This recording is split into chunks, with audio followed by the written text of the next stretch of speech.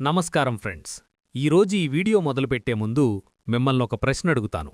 సమాధానం మీ మనసులోనే చెప్పుకోండి. మీరు ఉదయం లేచిన దగ్గర నుండి రాత్రి పడుకునే వరకు ఎందుకంతలా కష్టపడుతున్నారు? ఆఫీసులో బాస్ తిట్టినా, ట్రాఫిక్లో గంటలు గంటలు నలిగిపోయినా ఎందుకు భరిస్తున్నారు? కేవలం ఆ నెల చివరన వచ్చే జీతం కోసమే కదా? కానీ ఒక చేదు నిజం చెప్పనా? మీరు ఎంత కష్టపడినా, ఎన్ని గంటలు ఓవర్టైం చేసినా మీరు ఎప్పటికీ ధనవంతులు కాలేరు.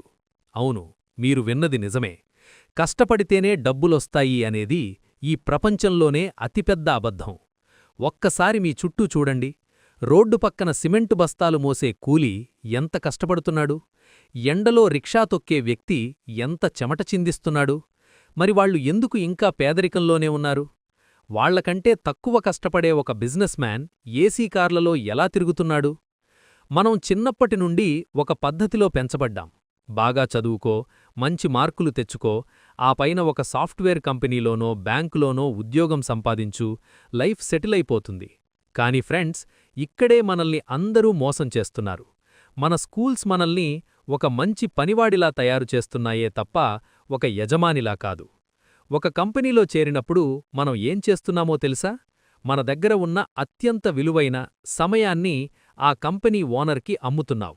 అతను మనకి నెలకు కొంత జీతమిస్తాడు, కాని మన శ్రమతో అతను కోట్లు సంపాదిస్తాడు. ఇక్కడ మీరు గమనించాల్సిన విషయమేంటంటే, మీ సమయం పరిమితం. రోజుకు కేవలం 24 గంటలే ఉంటాయి. మీరు ఎంత గొప్ప టాలెంటున్న వ్యక్తైనా మీరు ఒక రోజులో 24 గంటలకు మించి పనిచేయలేరు కదా? అంటే మీ సంపాదనకు ఒక లిమిట్ పడిపోయింది. మీరు మీ చేతులతో లేదా కాళ్లతో పనిచేస్తున్నంతకాలం మీరు గాడిదలాగే కష్టపడాలి. ఒక చిన్న కథ వినండి. ఒక ఊరిలో రాము, సోము అని ఇద్దరుండేవారు. ఆ ఊరిలో నీళ్ల కరువు ఉండేది. ఊరికి దూరంగా ఉన్న కొండమీద నుండి నీళ్లు తెచ్చి అమ్మితే ఊరి జనం డబ్బులిస్తారు. రాము రోజూ 2 పెద్ద బకెట్లు పట్టుకొని కొండమీదకు వెళ్లి నీళ్లు తెచ్చేవాడు. ఎన్ని బకెట్లు మోస్తే అన్ని డబ్బులొచ్చేవి. రాము చాలా సంతోషంగా ఉండేవాడు. ఎందుకంటే తను కష్టపడుతున్నాడు, డబ్బులు వస్తున్నాయి. కాని సోము అలా చేయలేదు. సోము కూడా కొన్ని బకెట్ల నీళ్లు మోసేవాడు, కాని మిగిలిన సమయంలో ఒక ప్లాన్ వేశాడు. కొండమీద నుండి ఊరిలోకి ఒక పైప్లైన్ నిర్మించడం మొదలుపెట్టాడు. రాము సోముని చూసి నవ్వేవాడు. ఏంటి సోము, బకెట్లు మొయ్యకుండా ఈ పైపులేంటి? నీకు డబ్బులెలా వస్తాయి? అని. కొన్ని నెలల తర్వాత పైప్లైన్ పూర్తయింది. ఇప్పుడు సోము ఒక్క బకెట్ కూడా మొయ్యక్కర్లేదు. జస్ట్ ట్యాప్ తిప్పితే చాలు. ఊరి నిండా నీళ్లు, సోము జేబు నిండా డబ్బులు. రాము ముసలివాడయ్యాడు, బకెట్లు మొయ్యలేకపోయాడు. ఆదాయం ఆగిపోయింది. కాని సోము నిద్రపోతున్నా సరే డబ్బులు వస్తూనే ఉన్నాయి. ఈ కథలో మీరు రాములా మారుతున్నారా లేక సోములా మారుతున్నారా? మీ ఉద్యోగం ఒక బకెట్ లాంటిది. మీరు బకెట్ మోస్తేనే డబ్బులొస్తాయి. మరి మీ పైప్లైన్ ఏది? దీని గురించే మనం ఈరోజు డీప్గా మాట్లాడుకుందాం. ఇప్పుడు మనం అసలైన మ్యాజిక్ గురించి మాట్లాడుకుందాం. అదే లీవరేజ్. లీవరేజ్ అంటే తక్కువ కష్టంతో అపరిమితమైన ఫలితాన్ని సాధించడం. ధనవంతులు ఎప్పుడూ ఒంటరిగా పనిచేయరు. వాళ్లు ఇతరుల సమయాన్ని, అంటే అదర్ పీపుల్స్ టైంని వాడుకుంటారు. మీరెప్పుడైనా గమనించారా? ఒక సాఫ్ట్వేర్ కంపెనీ ఓనర్కి కోడింగ్ రాకపోవచ్చు, కాని అతను 100 మంది డెవలపర్లను పనిలో పెట్టుకుంటాడు. వాళ్లు రోజుకు 8 గంటలు పనిచేస్తే ఆ ఓనర్కి రోజుకు 800 గంటల పని జరుగుతుంది. అంటే అతనొక సామాన్యుడి కంటే 100 రెట్లు వేగంగా సంపాదిస్తున్నాడు. కాని మన దగ్గర 100 మందిని పనిలో పెట్టుకోవడానికి డబ్బుల్లేవు కదా. మరి మన పరిస్థితేంటి? ఇక్కడే డిజిటల్ లివరేజ్ వస్తుంది. ఈ రోజుల్లో మీరు కోటీశ్వరులవ్వడానికి 1000 కోట్లు పెట్టుబడి పెట్టక్కర్లేదు. మీ దగ్గర ఒక స్మార్ట్ ఫోన్ చాలు. మీరొక వీడియో చేస్తే అది మీరు నిద్రపోతున్నప్పుడు కూడా ప్రపంచవ్యాప్తంగా లక్షల మంది చూస్తారు. దీన్నే పర్మిషన్లెస్ లివరేజ్ అంటారు. అంటే ఎవరి అనుమతి లేకుండానే మీరు మీ సామ్రాజ్యాన్ని నిర్మించుకోవచ్చు. ఇక్కడింకొక ముఖ్యమైన విషయం మనీ సైకాలజీ. మనం చేసే ఇంకో పెద్ద తప్పేంటంటే లయబిలిటీస్ కొనడం. లయబిలిటీ అంటే ఏంటో తెలుసా? మీ జేబులో నుండి డబ్బుని బయటకు తీసేసేది. మనకి జీతం పెరగ్గానే మనం ఏం చేస్తాం? వెంటనే ఒక లేటెస్ట్ ఐఫోన్ కొంటాం, లేదా వాయిదాల మీద ఒక కారు కొంటాం. దీనివల్ల ఏమవుతుంది? మీరు కష్టపడి సంపాదించిన డబ్బు మళ్ళీ ఆ కంపెనీల దగ్గరికే వెళ్ళిపోతుంది.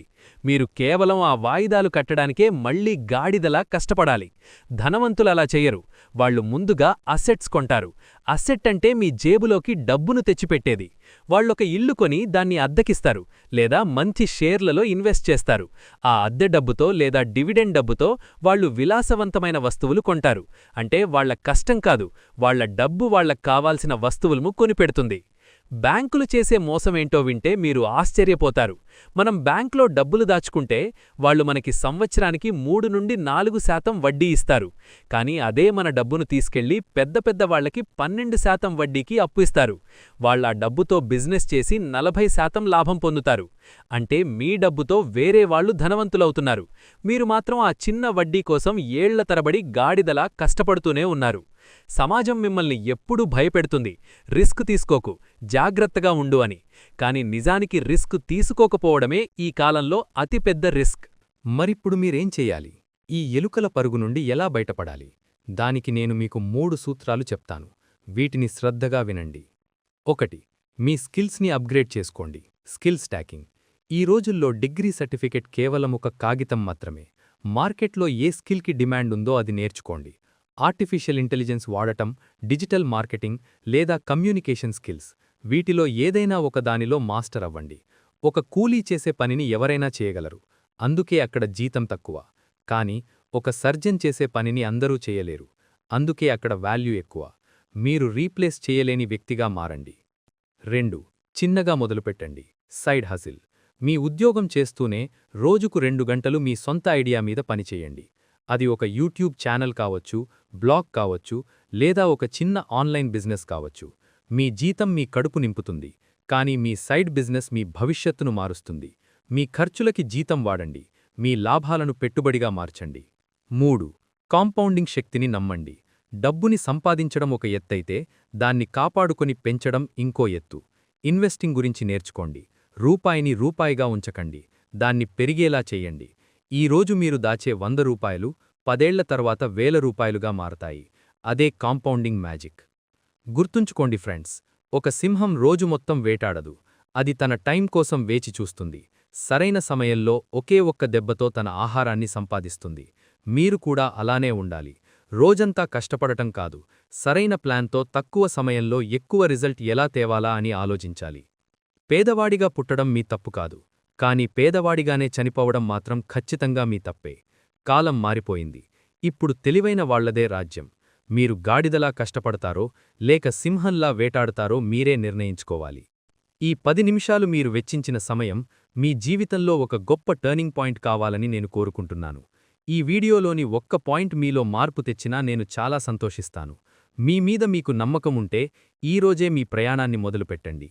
ఈ వీడియో మీకు నచ్చితే లైక్ చేయండి, మీ ఫ్రెండ్స్కి షేర్ చేయండి.